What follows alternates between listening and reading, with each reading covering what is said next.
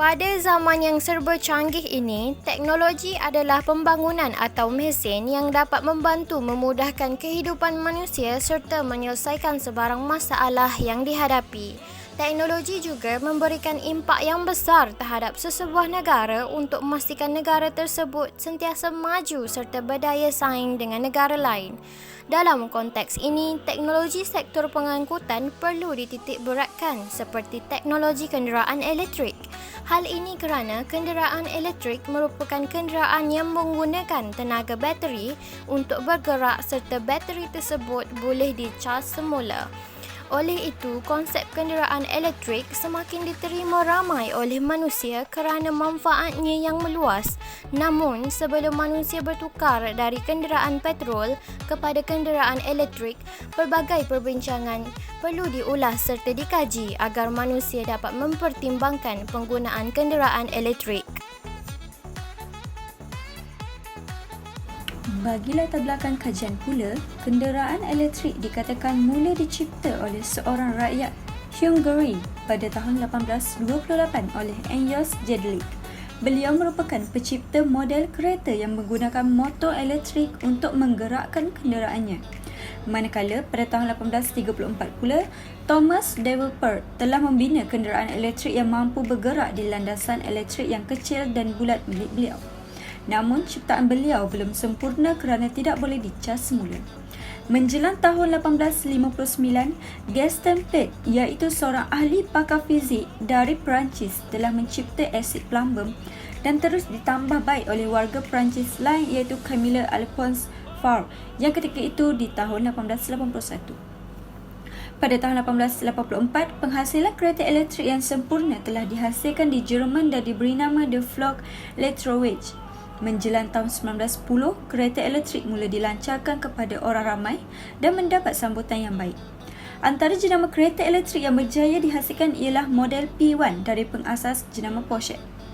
Ketika kenderaan elektrik mula dilihat sebagai satu potensi besar di masa hadapan, ianya mula suram kerana masyarakat lebih memilih kenderaan yang menggunakan petrol kerana lebih murah sehingga pada tahun 2008, syarikat Tesla Motors secara rasmi telah melancarkan kenderaan elektrik pertama mereka yang diberi nama Tesla Roadster.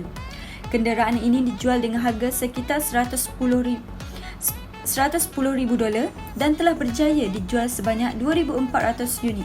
Selepas pengeluaran kenderaan elektrik dari syarikat Tesla, maka bermulalah perkembangan revolusi sebenar kenderaan elektrik yang turut dihasilkan oleh pelbagai syarikat lain seperti Dyson, Toyota dan beberapa syarikat lain.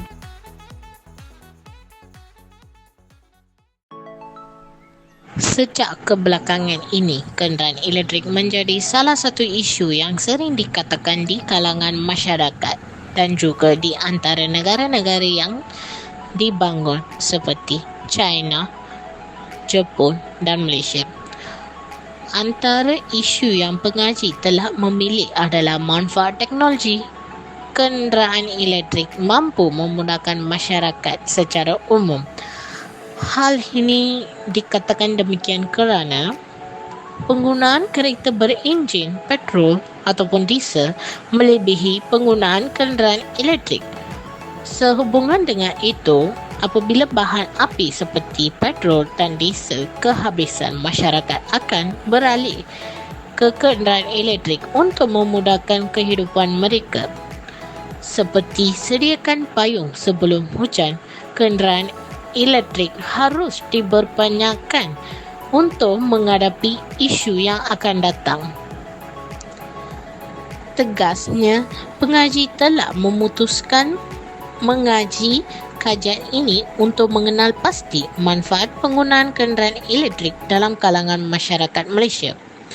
Hal ini akan membantu masyarakat yang tidak menggunakan kenderaan elektrik akan turut serta membeli kenderaan elektrik pada masa yang akan datang. Selain itu, pengaji juga mengaji cara meluaskan penggunaan kenderaan elektrik dalam kalangan masyarakat.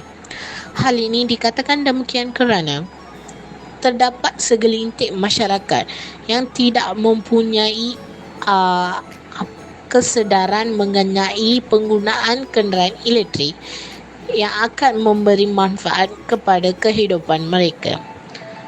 Sekian, terima kasih. Seterusnya ialah metodologi kajian. Apa itu metodologi kajian? Metodologi kajian ialah satu kaedah yang digunakan untuk melaksanakan suatu kajian. Antara instrumen yang digunakan dalam kajian ini ialah sumber perpustakaan dan internet, soal selidik dan juga pemerhatian. Bagi instrumen yang pertama ialah sumber perpustakaan dan internet. Sumber perpustakaan dan internet digunakan untuk mencari maklumat-maklumat yang berkenaan dengan kajian. Sebagai contoh, kamus dewan digunakan untuk mencari definisi sesuatu perkataan dan internet pula digunakan untuk mencari maklumat tambahan yang berkenaan dengan objektif kajian, iaitu manfaat penggunaan kenderaan elektrik dan juga cara untuk meluaskan penggunaan kenderaan elektrik dalam kalangan masyarakat. Selain itu, kaedah soal selidik. Kaedah soal selidik dijalankan dengan tujuan untuk membuat tinjauan tentang pendapat masyarakat berkenaan dengan kenderaan elektrik. Soal selidik dijalankan secara atas talian iaitu menggunakan Google Form kepada 100 orang responden. Borang soal selidik ini mempunyai 3 bahagian iaitu demografi responden, manfaat penggunaan kenderaan elektrik dalam kalangan masyarakat dan juga cara untuk meluaskan penggunaan kenderaan elektrik dalam kalangan masyarakat. Akhir sekali ialah kaedah pemerhatian. Kaedah pemerhatian ini dijalankan di kawasan Kuala Lumpur dan juga Melaka, di mana pengkaji memerhati adakah kenderaan elektrik digunakan di kawasan tersebut. Semasa pemerhatian dijalankan, pengkaji juga telah mengambil gambar-gambar yang berkaitan sebagai bukti bahawa kenderaan elektrik digunakan di kawasan tersebut. Definisi kata kunci daripada tajuk kajian kami iaitu manfaat teknologi kenderaan elektrik yang mampu memudahkan masyarakat secara umumnya. Definisi ini hasil carian daripada laman Kamus Dewan Online. Yang pertama ialah manfaat. Manfaat ialah sesuatu yang mendatangkan kebaikan. Yang kedua, teknologi. Teknologi merupakan aktiviti atau kajian yang menggunakan pengetahuan sains untuk tujuan praktis dalam industri, pertanian, perbuatan, perniagaan dan lain-lain. Seterusnya ialah kenderaan.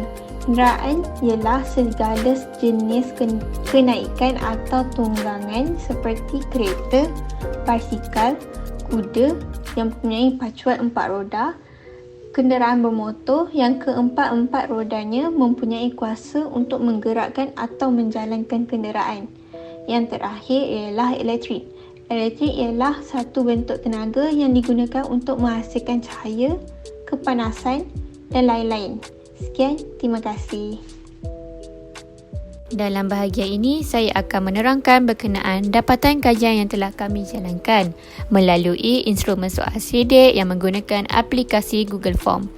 Soal selidik secara atas talian ini telah dijalankan ke atas kalangan orang awam. Dapatan kajian yang telah kami jalankan mengandungi 3 bahagian, iaitu bahagian pertama ialah demografi responden. Bahagian kedua berkenaan objektif pertama kami, iaitu manfaat penggunaan kenderaan elektrik dalam kalangan masyarakat. Dan yang terakhir, bahagian ketiga iaitu objektif kedua kami yang berkenaan dengan cara meluaskan penggunaan kenderaan elektrik dalam masyarakat.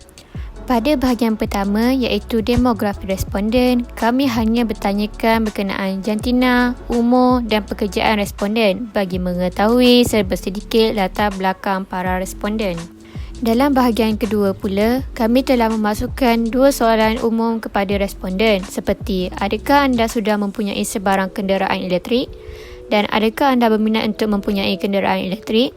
Setelah itu, baru kami mengemukakan soalan bagi mengetahui pendapat responden berkenaan objektif pertama kami iaitu manfaat penggunaan kenderaan elektrik dalam kalangan masyarakat. Soalan yang dikemukakan adalah seperti adakah kenderaan elektrik dapat mengurangkan pencemaran alam sekitar? Adakah kos penyelenggaraan untuk kenderaan elektrik adalah rendah? Kenderaan elektrik merupakan penggunaan yang cekap. Jika anda menggunakan kenderaan elektrik, kesihatan akan lebih terjamin. Adakah anda bersetuju dengan kenyataan di atas? Dan terakhir ialah adakah penggunaan elektrik menjimatkan kos petrol? Pada bahagian terakhir iaitu bahagian ketiga, Kami turut menanyakan sedikit soalan umum kepada responden seperti adakah kenderaan elektrik perlu diperluaskan di dalam negara kita? Kemudian barulah kami bertanyakan pendapat responden berkenaan objektif kedua kami iaitu cara meluaskan penggunaan kenderaan elektrik dalam masyarakat. Di mana pada bahagian ini kami menggunakan skala Likert iaitu skala 1 hingga 5 dari tidak setuju ke sangat setuju. Terdapat 5 cara yang kami kemukakan. Yang pertama ialah adakah dengan memperbanyakkan tapak sewaan kenderaan elektrik dapat meningkatkan penggunaan kenderaan elektrik dalam kalangan masyarakat? Cara kedua, memberikan pendedahan berkenaan kelebihan kenderaan elektrik kepada masyarakat melalui media massa. Ketiga, memberikan pendedahan melalui bidang pendidikan. Keempat, meletakkan harga mampu milik untuk semua masyarakat.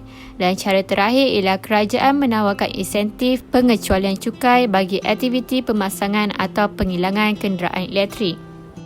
Cara meluaskan penggunaan kenderaan elektrik di kalangan masyarakat Malaysia ialah yang pertama, memperbanyakkan tapak sewaan kenderaan elektrik. Yang kedua, meletakkan harga mampu milik untuk semua masyarakat. Yang ketiga, memberikan pendedahan melalui bidang pendidikan. Yang keempat, memberikan pendedahan berkenaan kelebihan kenderaan elektrik kepada masyarakat melalui media massa. Yang kelima, menawarkan insentif pengecualian cukai bagi aktiviti pemasangan atau penghilangan kenderaan elektrik.